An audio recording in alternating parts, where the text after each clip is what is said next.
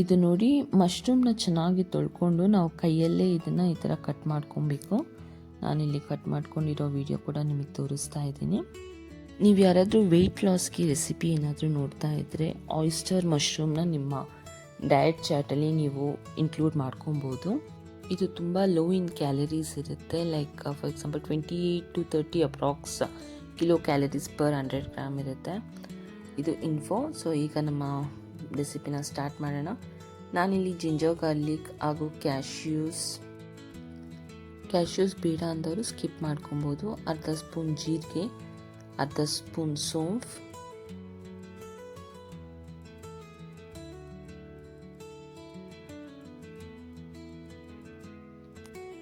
ಒಂದು ಸ್ವಲ್ಪ ಪೆಪ್ಪರ್, ಒಂದು 1/4 ಚಮಚ ಅಷ್ಟು,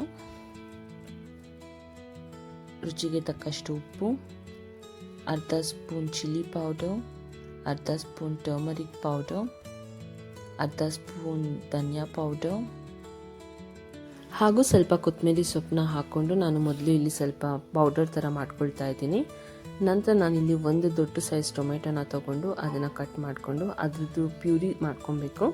ಸೊ ಹಾಗಾಗಿ ನಾನು ಎರಡನ್ನೂ ಒಟ್ಟಿಗೆ ನಾನು ಇಲ್ಲಿ ರುಬ್ಕೊಳ್ತಾ ಇದ್ದೀನಿ. ಈಗ ನಮ್ಮದು ಪೇಸ್ಟ್ ಇಲ್ಲಿ ರೆಡಿ ಆಗಿದೆ. ಈಗ ಒಂದು ಪ್ಯಾನ್ಗೆ ಸ್ವಲ್ಪ ಎಣ್ಣೆ ಹಾಕ್ಕೊಬೇಕು. ಎಣ್ಣೆ ತುಪ್ಪ ಏನಾದರೂ ಓಕೆ, ನಿಮಗೆ ಏನು ಕನ್ವೀನಿಯೆಂಟ್ ಇದೆ ಅದು ಹಾಕ್ಕೊಳ್ಳಿ.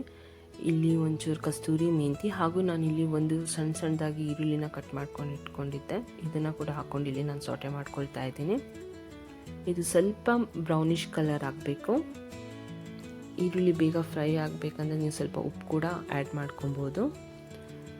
ಈಗ ನಾನು ರುಬ್ಕೊಂಡಿರೋ ಪೇಸ್ಟ್ನ ಇಲ್ಲಿ ಹಾಕ್ಕೊಳ್ತಾ ಇದ್ದೀನಿ. ಹಸಿ ವಾಸನೆ ಹೋಗೋವರೆಗೂ ನಾವು ಇದನ್ನು ಕೂಡ ಚೆನ್ನಾಗಿ ಸೌಟೆ ಮಾಡ್ಕೊಬೇಕು.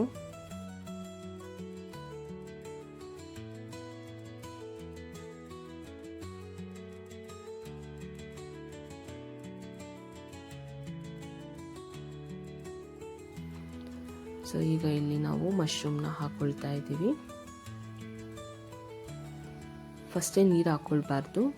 ಒಂದು ಸ್ವಲ್ಪ ಅದನ್ನೆಲ್ಲ ಚೆನ್ನಾಗಿ ಮಿಕ್ಸ್ ಮಾಡಿಕೊಂಡು ನಂತರ ನಾವು ಒಂದು ಸ್ವಲ್ಪ ನೀರು ಹಾಕ್ಕೊಂಡು ಇದನ್ನು ಒಂದು 5 to 10 minutes ಚೆನ್ನಾಗಿ ನಾವು ಕುದಿಲಿಕ್ಕೆ ಬಿಡಬೇಕು. ನೀರನ್ನ ಸ್ವಲ್ಪ ನೋಡ್ಕೊಂಡು ಹಾಕ್ಕೊಳ್ಳಿ. ನಿಮ್ಗೆ ಏನಾದರೂ ಸ್ವಲ್ಪ ಗಟ್ಟಿ ಬೇಕು ಅಂತ ಹೇಳಿದ್ರೆ, ಗ್ರೇವಿ ಥರ ಇರಬೇಕಂತ ಹೇಳಿದರೆ ನೀರು ಸ್ವಲ್ಪ ಹಾಕಿದ್ರೆ ಸಾಕು. ಯಾಕೆಂದರೆ ಮಶ್ರೂಮಿಂದನೇ ನೀರು ಬಿಡುತ್ತೆ. ನಾವಿದು ಚಪಾತಿಗೆ ನಾವು ಇವತ್ತು ಗ್ರೇವಿನ ಯೂಸ್ ಮಾಡ್ತಾ ಇರೋದ್ರಿಂದ ನಾವು ಇನ್ನೊಂದು ಸ್ವಲ್ಪ ಜಾಸ್ತಿ ನೀರು ಹಾಕ್ಕೊಂಡ್ವಿ. ನೀರನ್ನ ನಿಮ್ಮ ಅಳತೆ ಪ್ರಕಾರ ಹಾಕ್ಕೊಳ್ಳಿ. ಹಾಗೂ ನೀರೆಲ್ಲ ಹಾಕಿದ್ಮೇಲೆ ಒಂದ್ಸತಿ ಚೆಕ್ ಮಾಡಿ ಉಪ್ಪು ಖಾರ ಎಲ್ಲ ಕರೆಕ್ಟ್ ಇದೆಯಾ ಅಂತ. ಇಲ್ಲ ಅಂತ ಹೇಳಿದ್ರೆ ಅದ್ರ ಟೇಸ್ಟ್ ಪ್ರಕಾರ ಉಪ್ಪು ಮತ್ತು ಖಾರನ ಹಾಕ್ಕೊಳ್ಳಿ. 10 to 15 minutesಲ್ಲಿ ನಮ್ಮದು ರೆಸಿಪಿ ರೆಡಿ ಆಗಿಬಿಡುತ್ತೆ.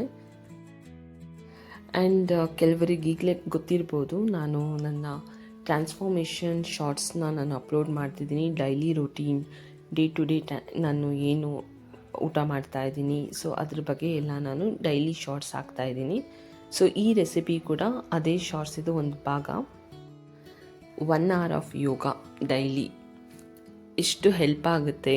And the consuming the food, ನಾವು ಏನು ದಿನನಿತ್ಯ ಏನು ನಾವು ಸೇವಿಸ್ತೀವಿ ಅದು ಕೂಡ ತುಂಬ ಮ್ಯಾಟರ್ ಆಗುತ್ತೆ. ಸೊ ನೋಡೋಣ, ನಾನು ಇವಾಗ ಆದಷ್ಟು ಹೆಲ್ತಿ ಫುಡ್ನ ತಿನ್ನೋಕ್ಕೆ ಟ್ರೈ ಮಾಡ್ತಾಯಿದ್ದೀನಿ. ಸೊ ನನ್ನ ವಿಡಿಯೋ ನೋಡಿಕೊಂಡು ನೀವು ಕೂಡ ಇನ್ಸ್ಪೈರ್ ಆಗಲಿ ಅಂತ ಹೇಳಿ ನಾನು ವೀಡಿಯೋಸ್ನ ಅಪ್ಲೋಡ್ ಮಾಡ್ತಾಯಿದ್ದೀನಿ. ನಾನು ಡೈಲಿ ಬಿಫೋರ್ 10 o'clock ನನ್ನ ಒಂದೊಂದು ಶಾರ್ಟ್ಸ್ನ ನಾನು ಅಪ್ಲೋಡ್ ಮಾಡ್ತಾಯಿದ್ದೀನಿ. So it's basically what I eat ಅದ್ರ ಬಗ್ಗೆ. ಆ್ಯಂಡ್ ಯೋಗ ಅದ್ರ ಬಗ್ಗೆ. ಯೋಗ ಅದು ನಾನು ಫುಲ್ ಏನೂ ಆಗ್ತಾಯಿಲ್ಲ, but every day I have started yoga.